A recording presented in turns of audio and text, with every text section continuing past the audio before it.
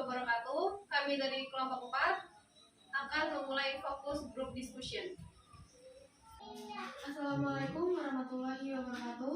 Waalaikumsalam warahmatullahi wabarakatuh. Perkenalkan, nama saya Putri Veronica sebagai moderator sekaligus memimpin diskusi hari ini. Adapun topik yang akan kita bicarakan mengenai diskusi kali ini tentang menerbangkan pesawat kosong demi mempertahankan rute. Selanjutnya, saya akan memperkenalkan rekan-rekan yang memberikan pendapat atau informasi. Yang pertama, Trian Nur Aini. Yang kedua, Fiona Nur Haliza. Yang ketiga, Miko Prayoga. Yang keempat, Albertus Rido. Dan yang terakhir, Bustamika. Baik, saya akan menerangkan sedikit.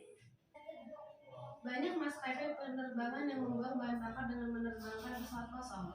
Pesawat-pesawat ini kosong akibat dampak wabah virus corona secara global. Aturan penerbangan di berbagai negara termasuk Eropa memaksa maskapai penerbangan untuk tetap terbang di rute yang sudah mereka miliki. Jika tidak, maka maskapai penerbangan tersebut akan kehilangan jatah rute itu. Malah Dewa konfirmasi 2 kasus corona pertama 20 ditutup adanya begitu banyak rute dengan kursi kosong akibat penurunan permintaan penumpang pesawat di seluruh dunia. Hal ini terjadi karena adanya ketakutan terhadap wabah virus corona.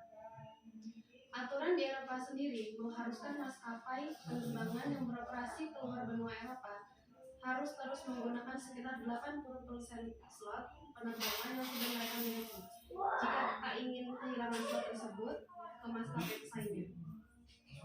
Dilansir dari Business Insider, hal ini membuat banyak operator terpaksa menerbangkan pesawat kosong dari dan ke berbagai negara Eropa. Penerbangan seperti itu membutuhkan cukup banyak biaya. Sekretaris Transportasi Inggris, Grant Sketch, menulis ke koordinator bandara independen meminta untuk aturan tersebut ditunda saat krisis seperti ini. Hal tersebut dilakukan agar mencegah terjadinya kerusakan lingkungan dan ekonomi yang tidak diinginkan. Lalu selanjutnya kita masuk ke acara diskusi yang pertama yang akan disampaikan oleh Bustamika. Petunjuk pelaksana perjalanan internasional.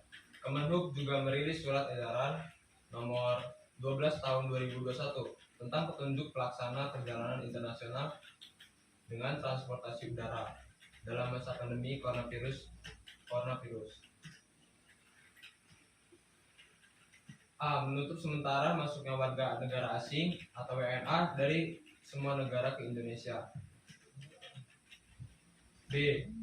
Pelaku perjalanan internasional yang berstatus warga negara Indonesia atau WNI di luar negeri tetap mengikuti panduan protokol kesehatan yang ditetapkan oleh pemerintah Indonesia. C. Pelaku perjalanan internasional yang berstatus WNA dari seluruh negara asing yang akan masuk ke Indonesia, baik secara langsung maupun secara transit dari negara asing, untuk sementara dilarang memasuki Indonesia, kecuali pemegang visa diplomatik dan visa dinas yang terkait kunjungan resmi pejabat asing tingkat menteri ke atas dengan penerapan protokol kesehatan yang sangat ketat. D. Pelaku perjalanan internasional yang berstatus WNA dari luar negeri kecuali untuk 1. Pemegang izin tinggal diplomatik dengan izin tinggal dinas. 2. Pemegang kartu izin tinggal terbatas atau VITAS dan kartu izin tinggal tetap atau VITAP. 3. WNA dengan pertimbangan dan izin khusus secara tertulis dari kementerian atau lembaga.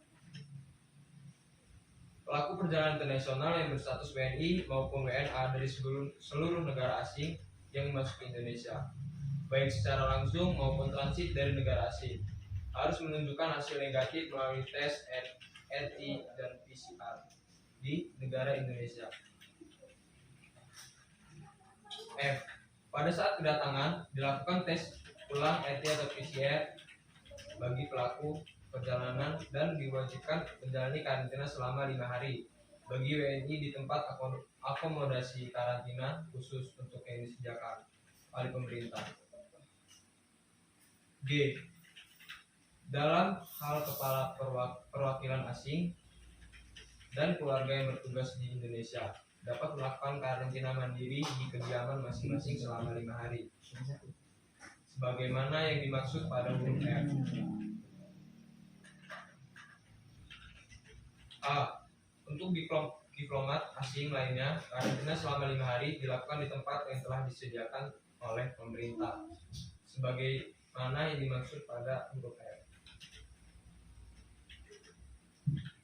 Di dalam hasil pemeriksaan ulang RT dan PCR, pada saat kedatangan menunjukkan hasil positif, maka dilakukan perawatan di rumah sakit bagi WNI dengan biaya yang ditanggung oleh pemerintah dan bagi WNA dengan biaya mandiri. Sekian dari saya. Baik, dapat kita simpulkan bahwa inti dari Saudara Gusto adalah menerapkan semua protokol kesehatan, mencegah corona dan mengurangi WNA yang masuk ke Indonesia dalam peraturan maskapai penerbangan. Selanjutnya, pendapat yang akan disampaikan oleh Albertus Rido. Dengan adanya COVID-19, banyak masyarakat yang takut berpergian sehingga rute maskapai dapat hilang karena tidak adanya jadwal penerbangan. Sehingga maskapai menerbangkan pesawat tanpa penumpang. Dengan menerbangkan pesawat tanpa penumpang, terdapat pro dan kontra yang terjadi. Banyak yang berpikir bahwa dengan menerbangkan pesawat tanpa penumpang menyebabkan banyak kerugian seperti bahan bakar yang terbuang sia-sia dan dibutuhkan banyak protokol kesehatan yang harus diikuti. Dalam masalah ini, kerugian yang didapat mencapai 113 juta US dollar. Daripada menerbangkan pesawat kosong, lebih baik pesawat digunakan untuk membawa barang atau hasil produksi, ekspor dan impor, dengan memastikan protokol kesehatan yang berlaku. Maskapai juga bisa ditekan. Lufthansa sudah mengoperasikan penerbangan yang mengosongkan bangku tengah. EasyJet yang telah mengadakan armada mereka menyatakan akan melakukan hal serupa saat beroperasi lagi nanti. Sebagai langkah jangka pendek, ini bisa membantu penumpang terbang dengan lebih nyaman. Namun biasanya besar agar bisa untung, maskapai perlu memaksimalkan bangku bagi penerbangan murah. Faktor muatan sangat penting di mana mereka perlu terbang dengan 90% bangku terisi. Jika bangku tengah dikosongkan, maka pesawat akan terbang dengan 65% penumpang. Ini bisa dijalankan untuk jangka pendek saja. Jika terus-menerus, kata Jani, ini akan mengubah cara industri ini beroperasi. Baik, bisa kita simpulkan dari Saudara Rido adalah agar bisa untung, maskapai harus memaksimalkan bangku. Selanjutnya, pendapat yang akan dibacakan oleh Niko Prayoga. Di Inggris, pemerintah mempertimbangkan untuk memaksa penumpang yang tiba untuk menjalani karantina 2 minggu. Menurut Asosiasi Industri Penerbangan Inggris, rencana ini akan secara efektif membunuh industri perjalanan dari negara lain ke Inggris dan bisa berdampak merusak industri penerbangan dan ekonomi Inggris secara keseluruhan. Menerbangkan pesawat bisa jadi merupakan bagian yang mudah, namun menemukan orang yang mau terbang bisa jadi lebih sulit. Perubahan jangka panjang dalam industri penerbangan sangat mungkin terjadi. Mungkin ini tak terlalu buruk bagi perusahaan spesialis perjalanan wisata, kata seorang eksekutif industri wisata, karena orang masih ingin berlibur. Namun ini berbeda dengan perjalanan bisnis. Penumpang kelas bisnis dan kelas utama menyumbang pemasukan sekitar 1/3 dari penghasilan industri penerbangan secara keseluruhan. Bagi penerbang jarak jauh, itu bisa mencapai 70%. Ada prediksi resesi global dan pembatalan pameran dagang serta perubahan ke rapat-rapat daring bisa memperlambat pemulihan industri penerbangan. Pemerintah mengizinkan pebisnis menggunakan pesawat, namun dengan tujuan bisnis dan bukan mudik. Menurut Karendi, pendapatan non-penerbang sangat penting bagi bandara. Bisnis ini bisa menurunkan tagihan ke pihak maskapai dan akhirnya menurunkan juga harga tiket ke konsumen. Penumpang kelas bisnis dan kelas utama menyumbang pemasukan sekitar sepertiga dari penghasilan industri. Penerbangan secara keseluruhan bagi penerbangan jarak jauh itu bisa mencapai 65% sampai dengan 70%. Baik, dapat kita simpulkan dari saudara Diko. Di Inggris dilakukan penerbangan dengan harus melakukan karantina selama 2 minggu. Pendapat selanjutnya akan dibacakan oleh Fiona Nurhaliza.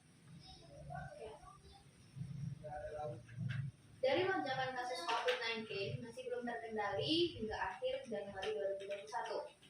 Kurva pandemi juga masih menanjak. Jumlah penderita terpapar secara nasional telah tembus sampai angka 1 juta orang. Penyebaran virus yang mematikan ini juga makin meresahkan masyarakat, sehingga diperlukan kesadaran dan partisipasi yang tinggi bagi semua masyarakat dan transportasi yang ikut turut mencegah penyebaran dan mencegah terjadinya kluster baru dalam kabin pesawat. Misalnya seperti maskapai American Airlines yang mengumumkan akan melakukan pemutusan hubungan kerja atau PHK terhadap 25.000 karyawan atau sekitar 29% dari total tenaga kerja saat ini. Pilihan PHK terpaksa ditempuh oleh perusahaan seiring anjloknya tingkat okupansi akibat pandemi COVID-19. Untuk maskapai nasional sendiri, pilihannya itu lebih banyak mengembangkan rute-rute domestik. Peran Kementerian Kesehatan juga sangat diperlukan untuk mengatasi penularan. Kebijakan pemerintah yang mendukung upaya penyelamatan dan memperkuat penerbangan domestik melalui intensif pariwisataan menuju 10 destinasi unggulan wisata juga sangat membantu.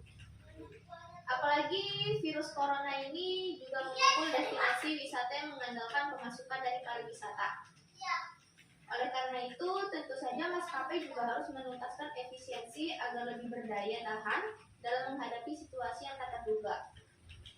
Selain itu, mengoperasikan penerbangan selama pandemi, meski dengan jumlah penumpang yang sedikit, juga dapat berkontribusi pada penyebaran virus. Sementara maskapai penerbangan telah menerapkan berbagai langkah keselamatan, seperti mewajibkan masker, protokol kebersihan, terus resiko penularan tetap ada, terutama jika penumpangnya tidak menjaga jarak dengan benar. Singkatnya lagi, melanjutkan rute penerbangan selama pandemi dengan jumlah penumpang yang sedikit atau penumpang kosong dapat berdampak signifikan terhadap keuangan dan lingkungan maskapai penerbangan. Selain itu, ada risiko penyebaran virus yang selanjutnya dapat membahayakan kesehatan masyarakat dan ekonomi.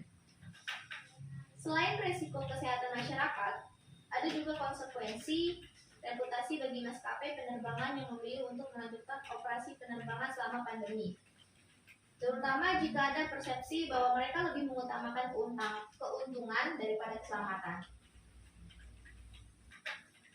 Baik, kita dapat simpulkan inti dari saudari Fiona. Pada akhirnya, keputusan untuk melanjutkan rute penerbangan di masa pandemi dengan jumlah penumpang yang sedikit merupakan keputusan yang kompleks yang memerlukan pertimbangan faktor keuangan, operasional, dan kesehatan masyarakat.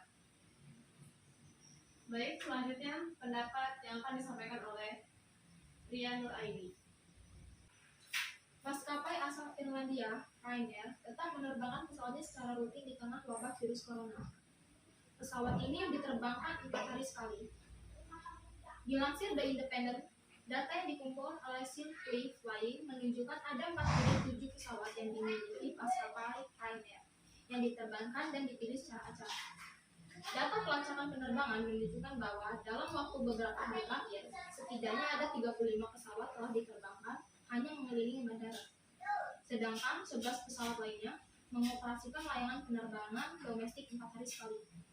Alasan untuk mengoperasikan penerbangan tanpa penumpang dan hanya mengelilingi bandara adalah untuk menjaga ketersediaan operasional pesawat atau menjaga mesin pesawat. Pesawat-pesawat yang telah di-grounded untuk periode yang akan datang harus diperiksa sebelum maskapai Lion Air diizinkan untuk terbang kembali.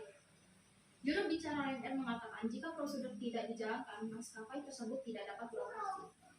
Untuk memastikan pesawat kami dapat diservis untuk penerbangan repatriasi penumpang dan penerbangan rutin untuk transportasi pasokan medis yang mendesak, beberapa kru dan pesawat kami harus tetap tersedia dan dapat diservis sesuai dengan persyaratan UNIC dan EASA peraturan. Keputusan untuk tetap penerbangan pesawat secara rutin tanpa penumpang tentu akan berdampak buruk terhadap ketersediaan karbon maskapai. Meskipun maskapai ini mengklaim bahwa mereka menggunakan kadar emisi terendah di Eropa, karena adanya penurunan yang signifikan terhadap pemasangan tipe pesawat, Lion Air juga memangkas jadwal penerbangan ke bandara-bandara di negara terjangkit virus corona.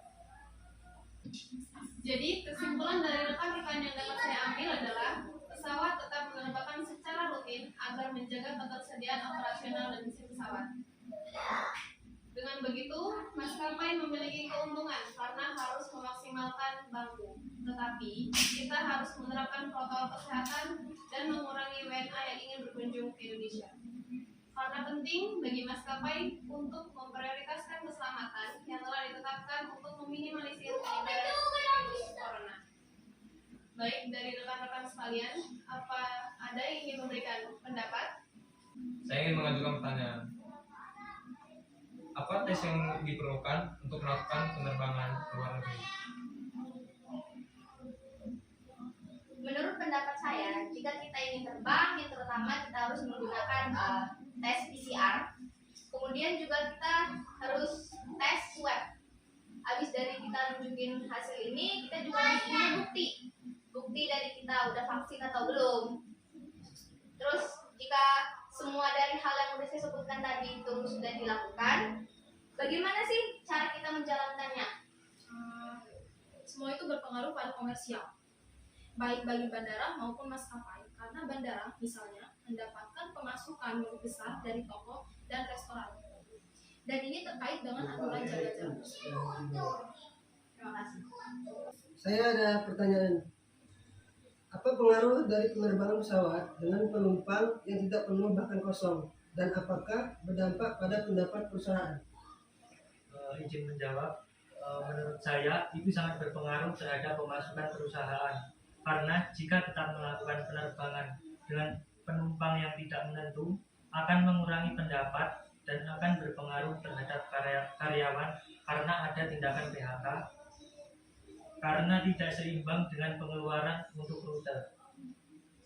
Baik, demikian diskusi yang kita sampaikan. Saya sebagai moderator memohon maaf jika ada salah kata. Kita akhiri. Wassalamualaikum warahmatullahi wabarakatuh. Waalaikumsalam warahmatullahi wabarakatuh. Assalamualaikum warahmatullahi wabarakatuh. Kami dari kelompok 4. Saya Putri Veronica. Saya Gustoni Valentino. Saya Albertus Ridwaryadi. Saya Trinita Raini. Saya Fiona Nurhaliza. Saya Miko Prayoga. Wassalamualaikum warahmatullahi wabarakatuh.